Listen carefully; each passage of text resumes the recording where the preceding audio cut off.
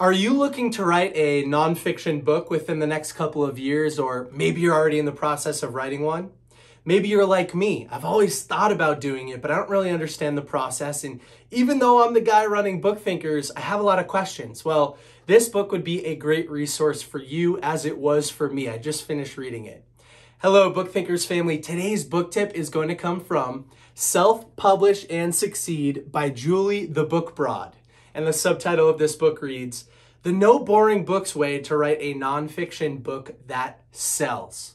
There are so many mistakes and barriers to entry if you're looking to write a book, and this book will help you avoid so many of those costly mistakes. There are 3 of them that Julie addresses in the intro, and I'd like to read them to everybody because these are some of the questions that we're going to address throughout this book and this video. The typical nonfiction book focuses on the author, not the reader, and that sets up the book and author for massive marketing challenges right from the start. How many times have you talked to somebody that says, well, I'm looking to become a New York Times bestseller. I'm looking to become famous. I want to sell a bazillion books. Well, if you're starting with that point in mind, you're going to set yourself up for failure. You need to write with the reader in mind. You need to write as a solution for some sort of problem that the reader is focusing on, not trying to become famous. If that's your goal, you have a lot of problems, but Julie can help you work through that in this book. Number 2, a large percentage of nonfiction books are really boring. Unfortunately, that is the truth. And you don't see a lot of them reviewed on this page, but I unfortunately have read a lot of boring books. Because they lack a benefit-driven hook and storytelling techniques, even if they contain great information. So what is a hook? How do you communicate it effectively within a book? What are some storytelling techniques that you should incorporate? Those are things you're going to learn while reading this gem right here. And then number 3, many authors, especially self-published authors, don't plan for success. They write their book and hope it will sell. Book Thinkers works with a lot of authors who come to us and they say, hey, our book just came out and we thought we'd sell a lot of copies. We didn't, so how can we get on the page? And that situation can be avoided with the proper planning. It takes 12 to 15 months to write a book, a proper book. And part of that process includes marketing. Julie can tell you how to do that kind of stuff. See, Julie founded a company called Book Launchers, and Book Launchers will assist a self-published author through whatever part of the process they want help with. This book contains a lot of the secrets in their process.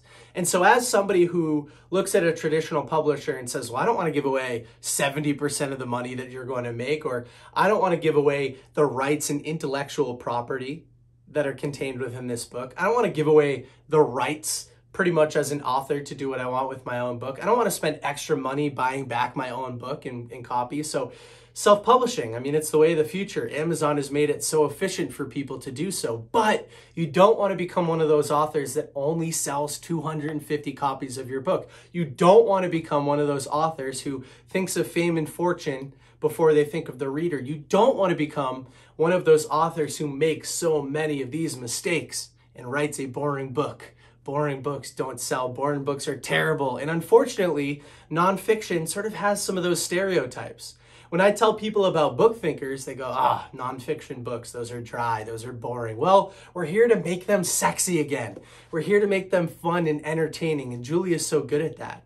And so if you're looking to write a book, I would highly recommend checking this one out. If you're looking to write a book, check out booklaunchers.com. There are so many great resources for you. Who knows? I might be writing my first book sometime soon and using a lot of the principles in this book. Maybe even collaborating with Book Launchers. We'll see. And then the other thing that I wanted to mention is that Julie and I actually recorded a podcast conversation that'll come out within the next couple of weeks. So if you're an aspiring author, but you're not sure if this book is going to be a good fit for you after today's video, make sure you give that podcast listen a try. Make sure you check out Julie's information. Make sure you check out Book Launchers because I think you'll be sold after you do all of that. Again, Self-Publish and Succeed is a great resource. There's a couple other things that I'll mention in case you're not sold yet. So here we go. This book will teach you the importance of your title and subtitle. Did you know that subtitles sell books? Did you know that subtitles rank super high in SEO and that this should really be the hook of your book? It should explain exactly what you do. It should replace your elevator pitch. A lot of people don't think about things like that. It's so funny. I ask authors all the time, well, what's your book about? And then they'll say something like, Well, it's pretty tough to explain, but let me give it my best shot. It's like, no, let's get rid of all of that prerequisite language and actually be able to communicate what the hook of the book is about. How is it going to help your reader? Then there are other things I learned about, like the titles of your actual chapters, chapter titles. I've not really given much thought to them, but when a reader goes into a bookstore, at least a physical bookstore, and they're flipping through, they'll often look at the chapter titles. And how many chapter titles do you know are titled something like Finding Your Why? You want to differentiate. You want to leverage that SEO. You want to sell individual courses based on your book. And then here's the kicker, and probably what I think is the most valuable piece of this book, in my opinion. How do you complement your book? It's really tough to make money with your book specifically unless you sell thousands and thousands of copies. So let's say you're not going to sell thousands of copies. How can you make extra money? Do you become the person in your space and add an extra zero to your speaking engagements? Do you release a course that goes out with the book that teaches people a specific skill?